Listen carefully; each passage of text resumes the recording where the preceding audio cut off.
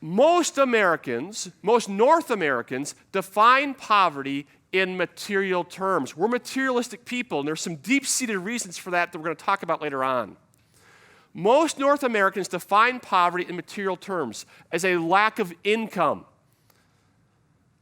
a lack of health care, a lack of housing, a lack of food, a lack of wealth. We define poverty in North America as a lack of some material thing. Folks, this is not simply an academic question, because the way that we define poverty, the way that we answer the question, what is poverty, determines the solutions that we use to alleviate poverty. When you go to the doctor, the first thing the doctor does is try to diagnose what's wrong with you. And there's a few things that can go wrong at that moment. Sometimes the doctor will focus simply on symptoms rather than underlying causes. And folks, if the doctor does that, that's not a neutral event. Imagine if you go in and you say to the doctor, I've got a headache, and the doctor says, here, take 2 Tylenol. But you've actually got a brain tumor.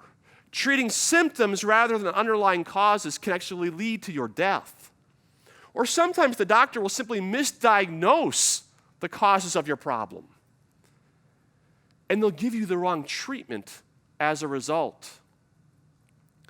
Folks, notice that at that moment, it doesn't matter how much the doctor loves you. It doesn't matter how compassionate the doctor is. It doesn't matter how many good intentions the doctor has.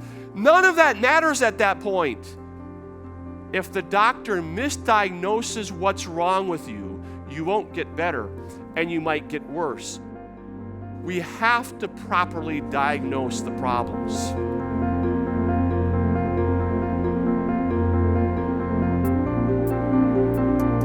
Most North Americans define poverty as a lack of material things, and so our solutions tend towards providing material things towards people.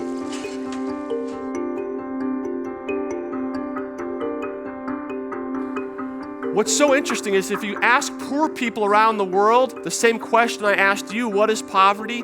They answer the question in very different ways than most North Americans do.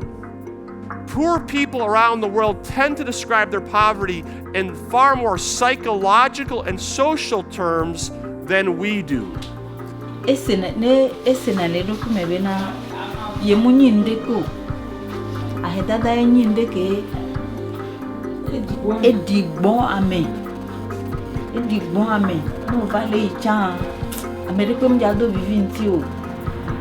Why would you tell me like broken relations?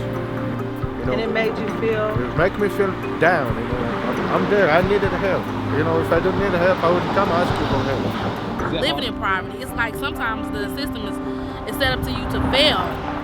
Like you can't get out of poverty. So, you know, they turn, and when you can't provide for your family, it begins a frustration. So you're back in you in this poverty mentality. It's a repeated thing. It's a repeated thing, especially if you do not have family or a good support system. They're ashamed, degraded.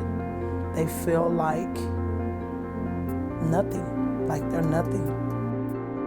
In 2000, the World Bank conducted a study in which they asked 60,000 poor people, what is poverty?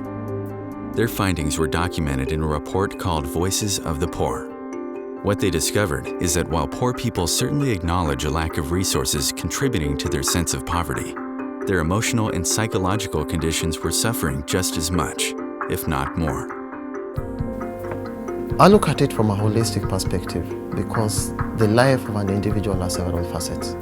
But the more I have worked with communities, the more I have seen poverty deeply intertwined in people's relationships. And therefore it is not complete, for example, to say that a person is only wealthy if they have finances.